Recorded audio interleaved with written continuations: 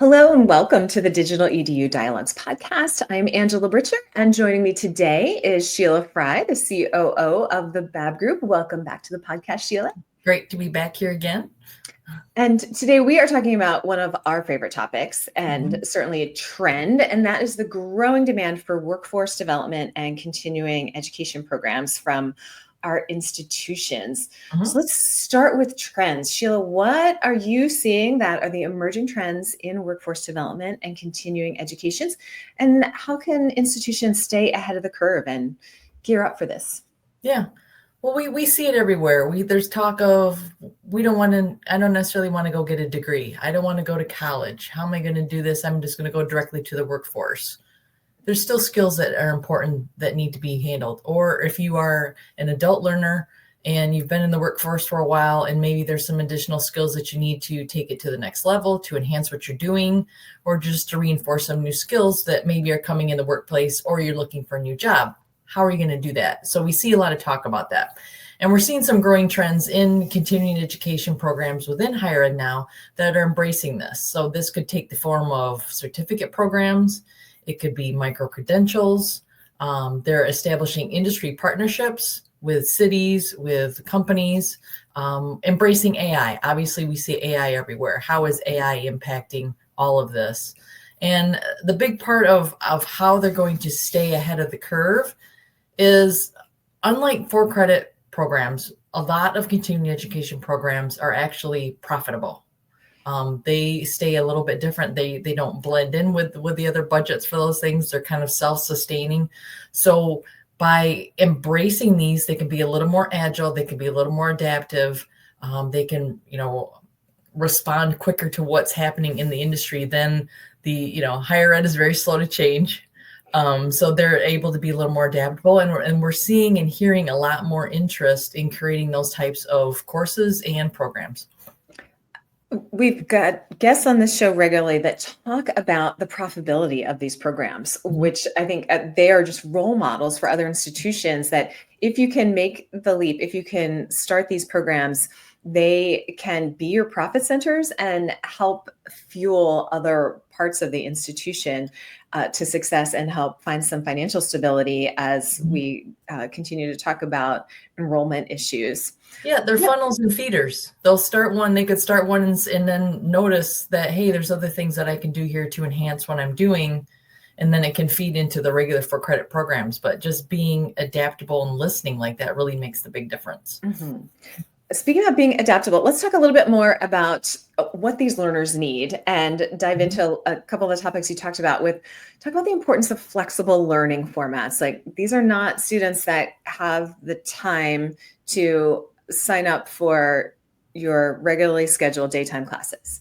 Exactly. And that's what we're seeing too. There's a lot of mixers. There's a lot of hybrid learning. There's short classes. Maybe they're 4 weeks or 6 weeks. Maybe they're completely online. Maybe they're self-paced. It all depends on aligning it to the target market of who you're trying to reach. What is that student? What is that need you're trying to fill? And then creating that flexibility. And that really has opened so many doors. And obviously it creates some challenges as well for institutions. But we all know the research. The growth for online is we all know, it's well known. It's well documented. It's well communicated. So community education with these workforce developments are really, along with companies and industries, are really embracing the online format to be able to reach those students in a capacity to which they can learn and be successful. Another thing that we see and hear so much about are the industry partnerships, which I think just pulls in right what you just talked about, this idea that creating learning possibilities for specific industries and for specific companies. As we have guests on the podcast, they keep talking about, we partnered with this particular large organization and we're able to provide their employees very specific learning and training, whether it's on-site or their own course in an LMS, and to be very specific to an industry or very specific to an organization, and being able to have that flexibility to take a curriculum and then tailor it for the needs of an industry or organization. And I think seeing that really helps to meet the employer demands, and then employers are more likely to recommend that employees return as learners. Yeah. It's a win-win. They're able to get the skills that they need for the employer to be successful.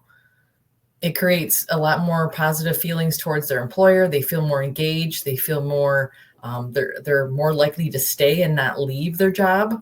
But what else is exciting about this with these trends is you're seeing beyond just industries where you might see it in, healthcare or first responders or, cybersecurity, things like that, that we're obviously seeing for those specific workforce skills, but also at the city level, where we worked with someone where an institution had a grant through an RFP process through the city that they're in, where the city wanted to provide workforce skills for low-income people to be able to allow them to re-enter into the workforce successfully. So it's really on a big scale, the amount of reach that you could have with these types of workforce programs. Great. I want to talk a little bit more about AI. I feel like everyone just says the letters AI, but we don't always understand how those can be operationalized. So talk a little bit more about using AI as part of this curriculum development, as part of skills gap analysis, and all the different ways that we can get really clear on how to use this. Yeah, it really is about how you can use it to help the learners. So in this case, AI might help you with learning paths. It might help you create those to help you identify where gaps might be. You can enter it and say, here's a certain skill set. What do they need to get to this level? And the AI can help you determine what those skills are. You can use it to generate the actual activities themselves. Maybe you're going to do some sort of scenarios, simulations. We're seeing it where it's getting translations, workforce scenarios. I mean, it changes every day. It's very exciting. But when you're combining that with, us as faculty, the traditional approach to how we use our expertise to help somebody learn, to how can we use AI to enhance that? But the nice thing is that you can also build it in depending on the technologies of your LMS that you're using, of course, obviously, and the process, if it's hybrid, whatever. Being able to, in the assessments that they're using, based off that feedback, the AI can help generate next learning paths to help fill those gaps. So it really is powerful. It shouldn't be scary to any type of faculty that AI is going to take over. It's kind of our friend. It can be your best friend if you communicate with it well and you treat it like a 3-year-old as you talk to it. It will give you anything you need. So it's all about thinking creatively, thinking what skills are essential, and using AI as a partner in the process to really enhance that whole course. Mm-hmm.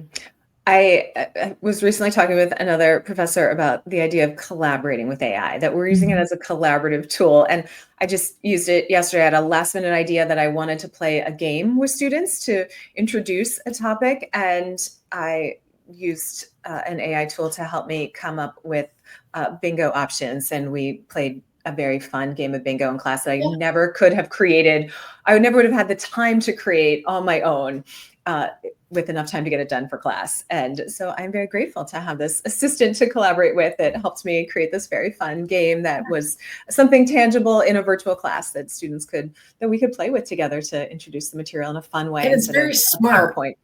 It's smart with workplace knowledge. And that's what this is, what we're talking about today. Obviously it has fundamental core knowledge, but just the structure of it and how it grasps information and what it pulls from everything that's out there that's workforce relevant, that makes it even more powerful with how you can really create engaging, smart, effective, activities that not only inspire them to stay engaged and learn, but to really assess it at a level that they're taking what they're going to learn today and they'll be able to apply it in the workplace tomorrow. Yes.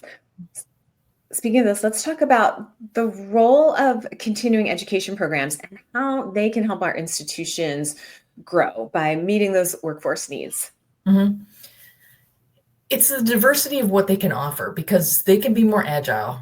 So they're able to take these and they can have specific types of programs. What we're seeing and ones that we worked on are involving, a lot of healthcare. Healthcare has a lot of different needs. What skills does someone need there?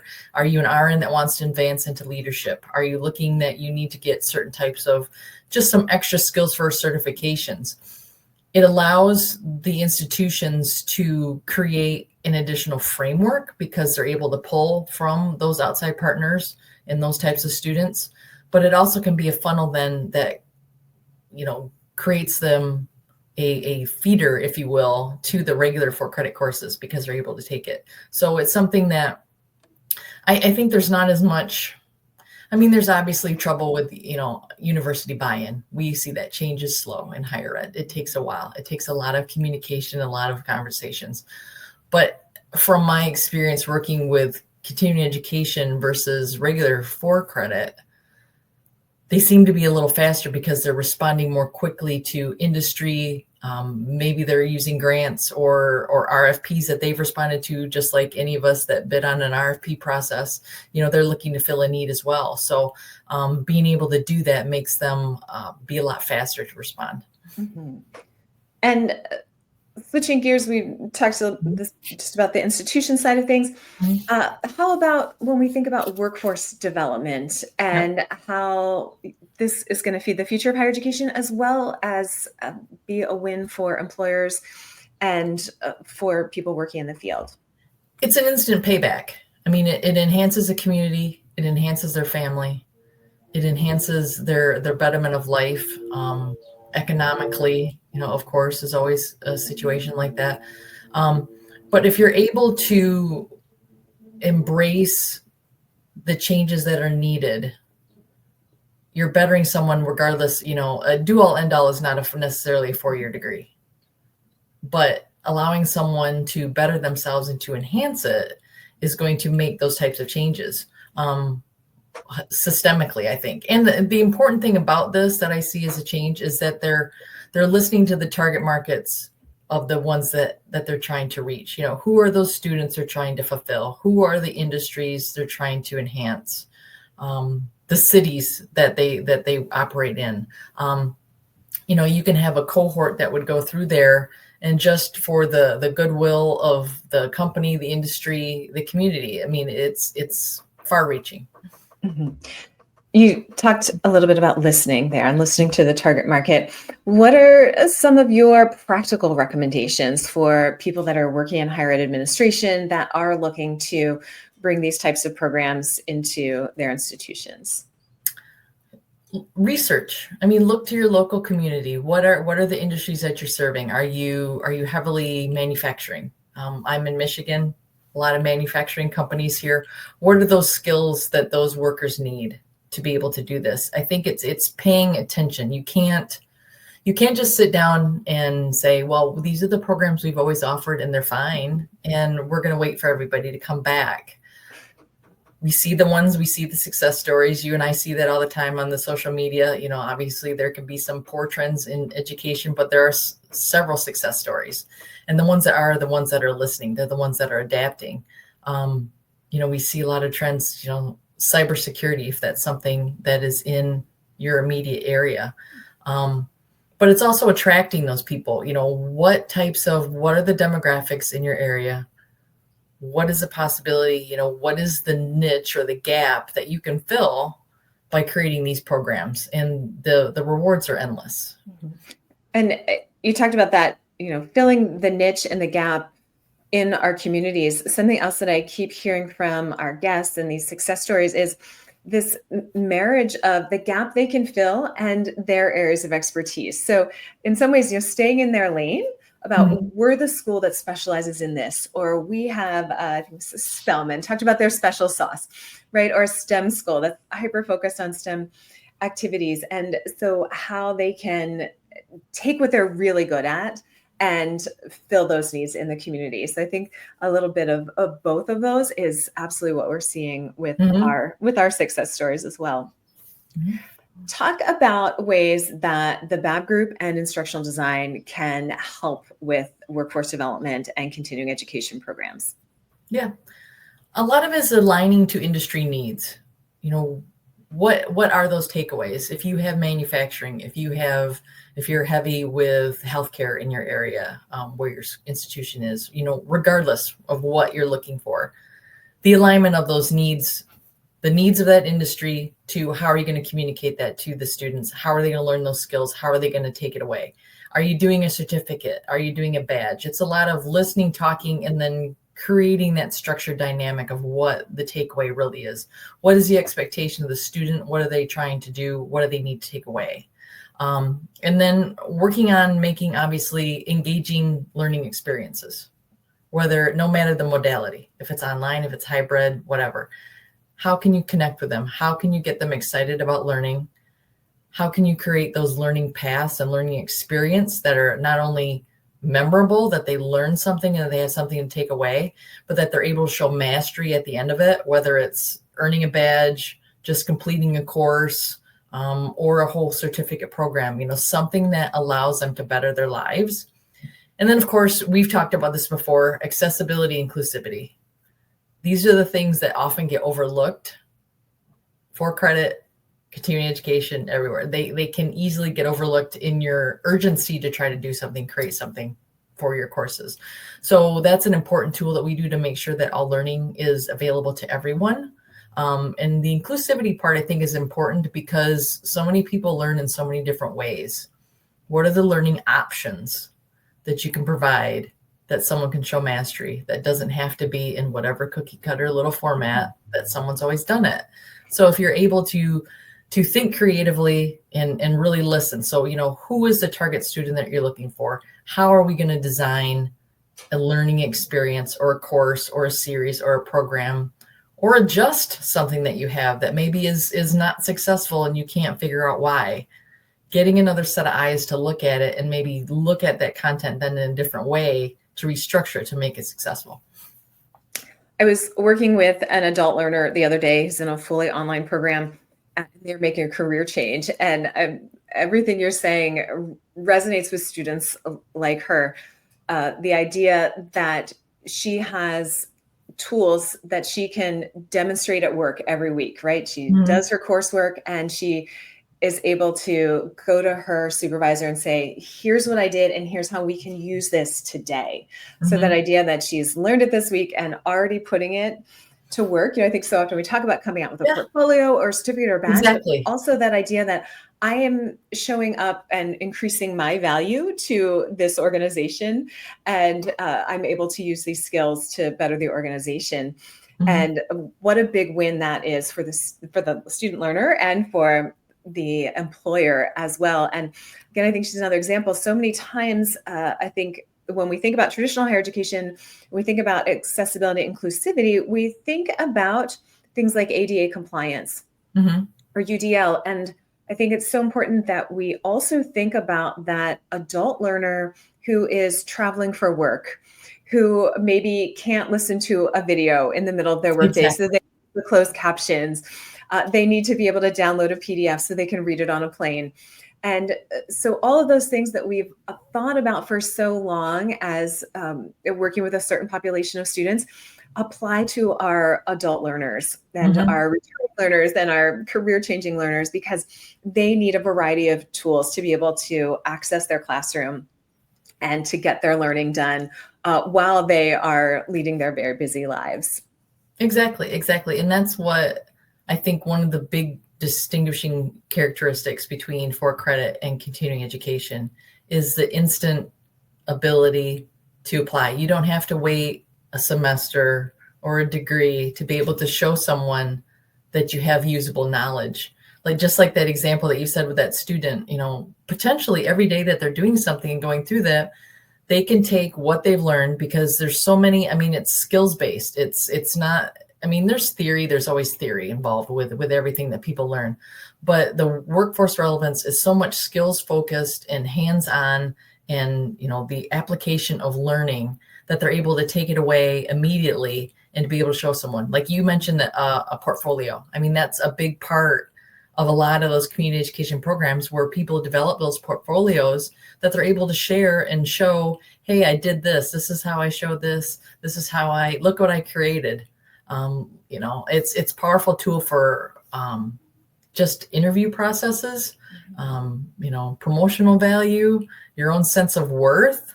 It's a complete win-win.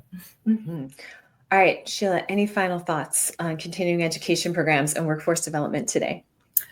I just think it's exciting time. It's a time of a little bit of change. It's a little bit of embracing what people are really looking for. And I encourage all the continuing education programs to look to their communities and see how they can make a difference. Great. Thank you so much for joining me today, Sheila. Great to be here. This episode of DigitalEDU Dialogues is brought to you by the Babb Group. The demands for teaching and online learning are constantly evolving. Don't get left behind. Carve out a competitive edge and give students engaging learning experiences with support from the Babb Group's team of course design experts. As experienced online faculty and instructional designers, the Babb Group knows how to craft those aha moments for students and meet outcomes for every modality, online, hybrid, and face-to-face. Creating engaging, welcoming, and inclusive learning spaces for students of all ages and abilities has never been more important. Discover how the Babb Group can help you by visiting their website today.